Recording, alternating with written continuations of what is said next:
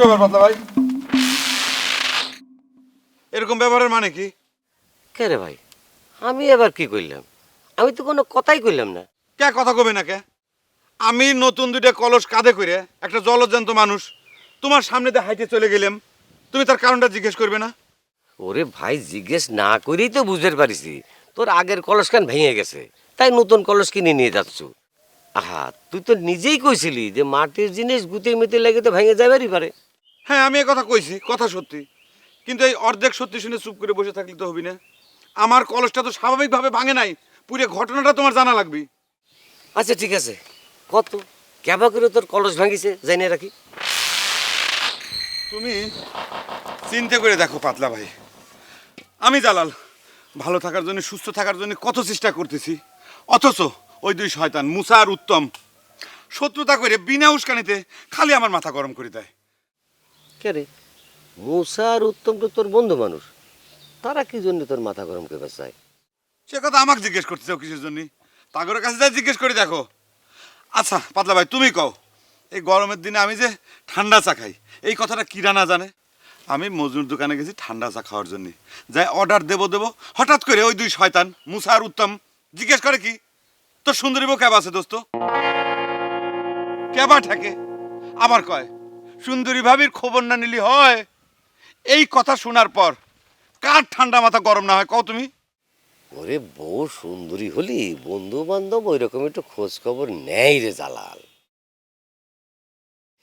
আমার বউ যখন বেঁচে ছিল তখন আমার বন্ধু বান্ধব নানা রসিলাই ওই তাক দেখার জন্য আমার বাড়ির পার যেত, তো তার জন্য কি মাথা গরম করা লাগবি? হে হ্যাঁ, হ্যাঁ, সুযোগ পায় নিজের বর রূপের আখ্যান শুরু করে দিলে, তাই না?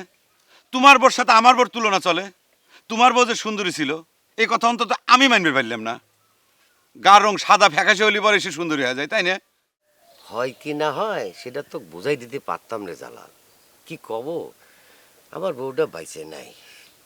বাইচে যদি থাকতো ওই দুইজনে পাশাপাশি দাঁড় করে প্রমাণ করে দিতে পারতাম যে তোর বউ সুন্দর না আমার বউ সুন্দর। আরে তোর বউ তো আমার বউয়ের কাছে লম্বাতেই তো ডিফিট খায় দেয়। তুমি কিসের সাথে কিসের তুলনা করতে চাও পাতলা ভাই? আমার বউ আমার চাইতে আধ হাত লম্বা, আর তোমার বউ যদি এতই সুন্দরী হয়ে থাকবি তাহলে সে মরার সাথে সাথে তুমি বিয়ে করার জন্য এরকম পাগল হয়ে গেছো কিসের জন্য?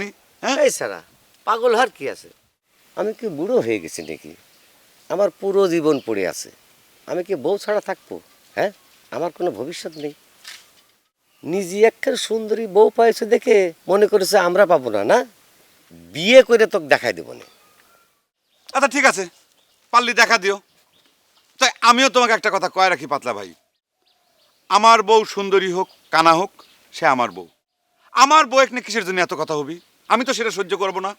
ওই দুই শয়তান কইছিল একদম মাথার ভিতর কলস দিয়ে মারিছিলাম বাড়ি। বিয়ে করে মাথার তো কিছু হইলো না, মাঝখানে আমার কলসটা ভেঙে গেল। সেই জন্য এই যে একসাথে দুইটা কলস কিনে নিয়ে যাচ্ছি। এরপর আমার বউ নিয়ে যে কোনো কথা কেউ কর সাথে সাথে তার মাথায় আমি কলস ভাঙবো। অনিল পালের কাছে 100 কলসের অর্ডার দিয়েছি। 100। কোষ কি? হ্যাঁ 100, কথাটা যেন সকলের মনে থাকে।